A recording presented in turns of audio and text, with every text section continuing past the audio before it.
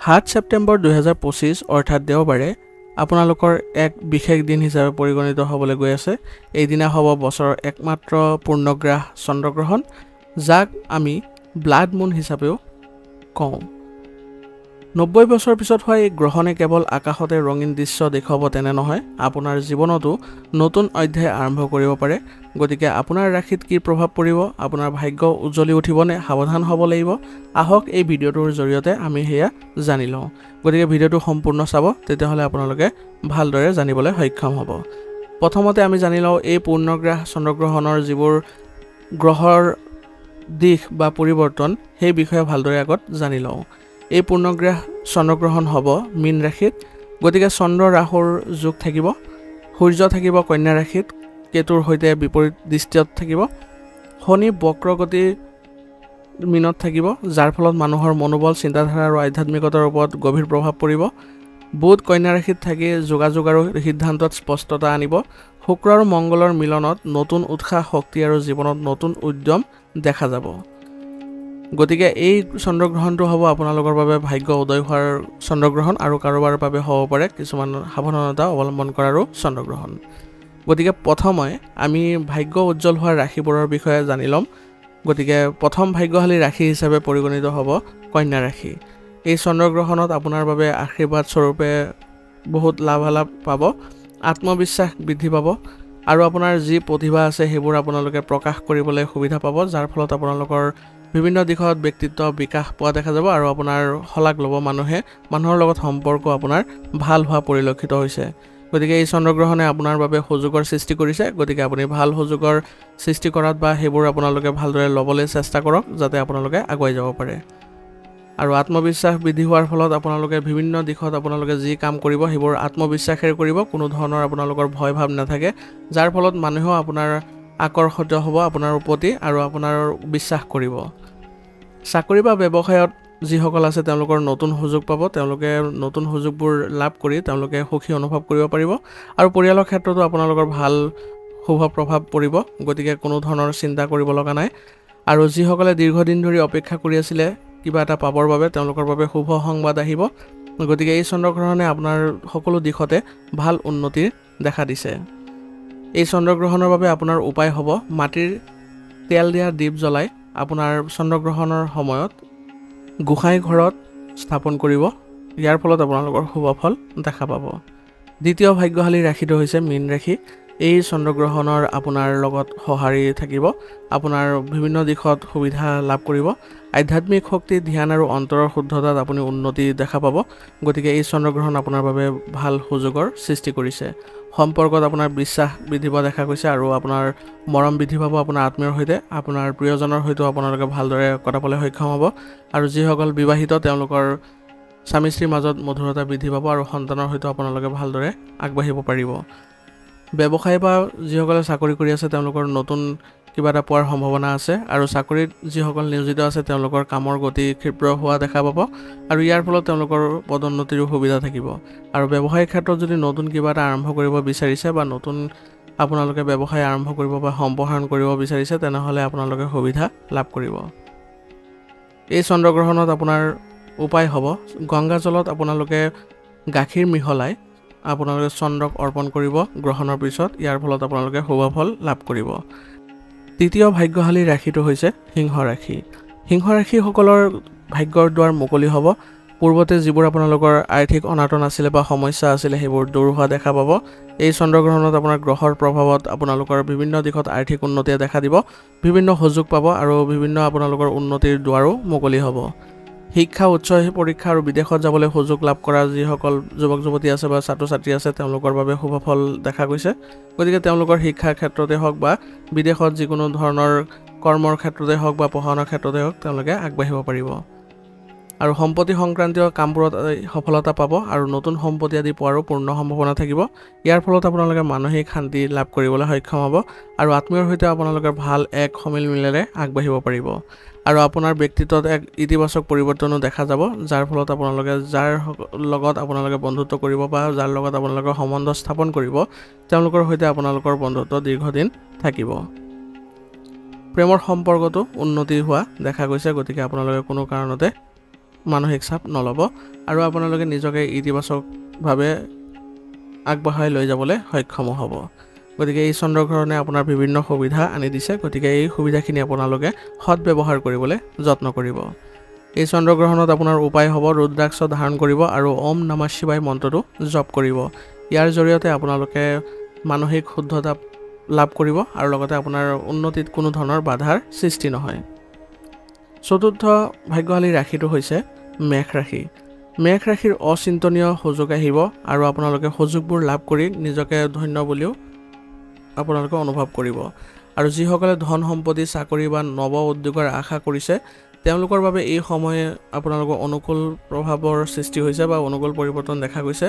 গতিকে আপোনালোকে এইবোৰ ক্ষেত্ৰত পূৰ্বতে যদি আপোনালোকে কষ্ট পাই আছিলে বা বাধা পাই আছিলে এইবোৰ আঁতৰি যাব আৰু আপোনালোকে নতুন সুযোগ সৃষ্টি কৰিব পাৰিব। ইয়াৰ ফলত আপোনালোকৰ আৰ্থিক দিশতো উন্নতি দেখা পাব আৰু মানসিক শান্তিও পাব।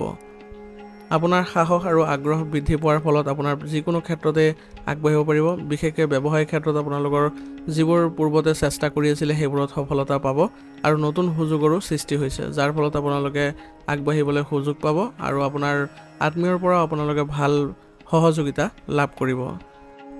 বিভিন্ন ধৰণৰ আগ্ৰহৰ কামৰ প্ৰতি আপোনালোকে গুৰুত্ব দিব, কাৰণ আগ্ৰহৰ কামত যদি আপোনালোকে যায় তেনেহ'লে তাৰ পৰা আপোনাৰ বিভিন্ন ধৰণৰ পৰিৱৰ্তন দেখা পাব আৰু মানসিক শান্তি আহিব।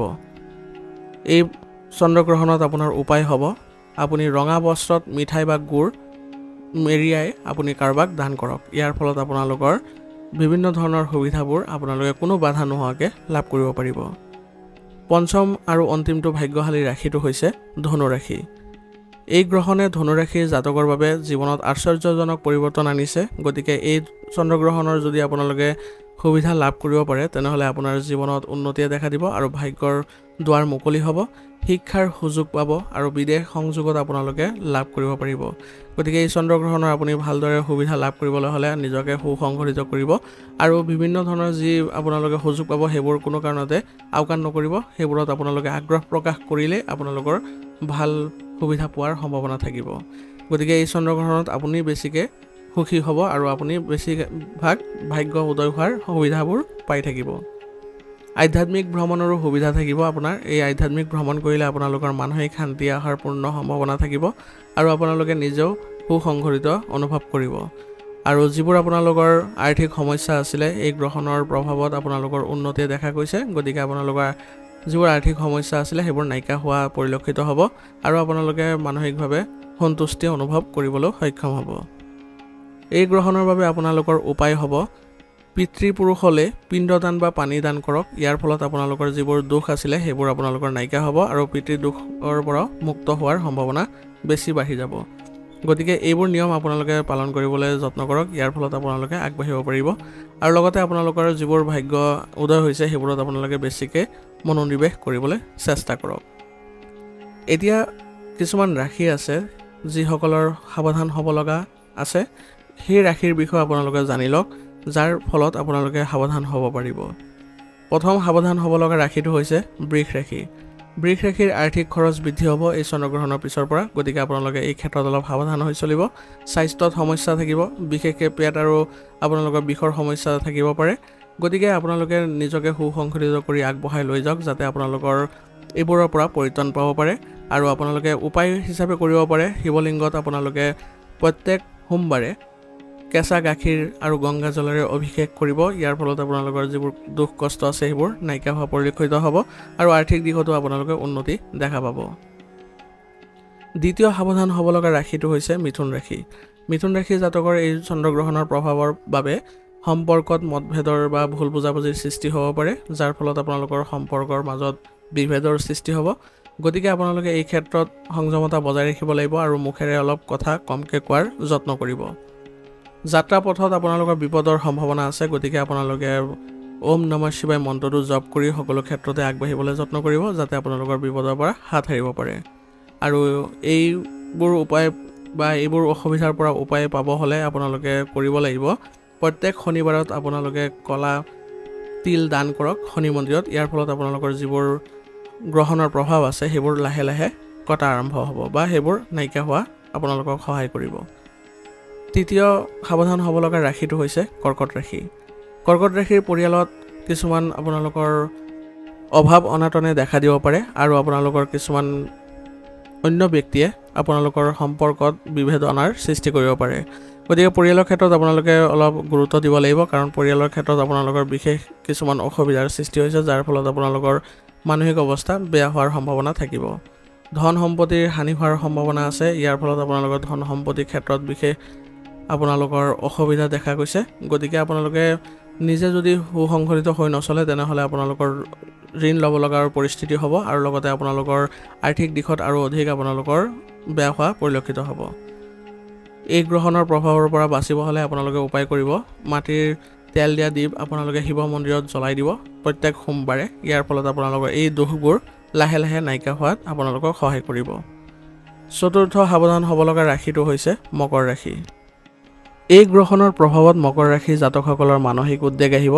মানসিক চাপ বৃদ্ধি পাব আৰু ধন হানি হোৱাৰ পূৰ্ণ যোগ আছে গতিকে এই সাৱধান হ'ব লগা এই চন্দ্ৰগ্ৰহণত আপোনালোকে অলপ সতৰ্ক হৈ চলিব কাৰণ নহলে আপোনালোকৰ মানসিক চাপৰ ফলত আপোনালোকে বিভিন্ন ধৰণৰ অসুবিধাটো জড়িত হ'ব পাৰে চাকৰি কৰা সকলৰ ওপৰতো চাপ বৃদ্ধি পাব আৰু বিষয়াসকলৰ সৈতে আপোনালোকৰ মতানৈক্যৰ সৃষ্টি হ'ব পাৰে যাৰ ফলত আপোনালোকৰ কাৰ্যালয় পৰিৱেশ নেতিবাচক হোৱাৰ পূৰ্ণ সম্ভাৱনা থাকিব গতিকে আপোনালোকে এই গ্ৰহণৰ যিবোৰ আপোনালোকৰ অসুবিধা আছে বা যিবোৰ আপোনালোকৰ সমস্যা আছে সেইবোৰ কম কৰিবলৈ হলে বা সেইবোৰ লাহে লাহে নাইকিয়া কৰিবলৈ হলে আপোনালোকে উপায় কৰিব পাৰে জগন্নাথ মন্দিৰত ভোজি দান কৰক আৰু লগতে দুখীয়াক আপোনালোকে খাদ্যবস্তু দান কৰক ইয়াৰ ফলত আপোনালোকৰ যিবোৰ উদ্বেগ আৰু সমস্যাৰ সৃষ্টি হৈছে সেইবোৰৰ পৰা আপোনালোকে হাত সাৰিব পাৰিব আৰু লাহে লাহে আপোনালোকে মানসিক সুখ শান্তি বজাই ৰাখিব পাৰিব পঞ্চম সাৱধান হ'ব লগা ৰাশিটো হৈছে কুম্ভ ৰাশি কুম্ভ ৰাশি জাতকসকলৰ এই গ্ৰহণৰ ফলত বন্ধু বা সহকৰ্মীৰ সৈতে ভুল বুজাবুজিৰ সৃষ্টি হোৱাৰ সম্ভাৱনা আছে আৰু বিনিয়োগৰ ক্ষেত্ৰত আপোনালোকে সাৱধান হ'ব লাগিব কাৰণ বিনিয়োগৰ ক্ষেত্ৰত আপোনালোকৰ লোকচান হোৱাৰ পৰিলক্ষিত হৈছে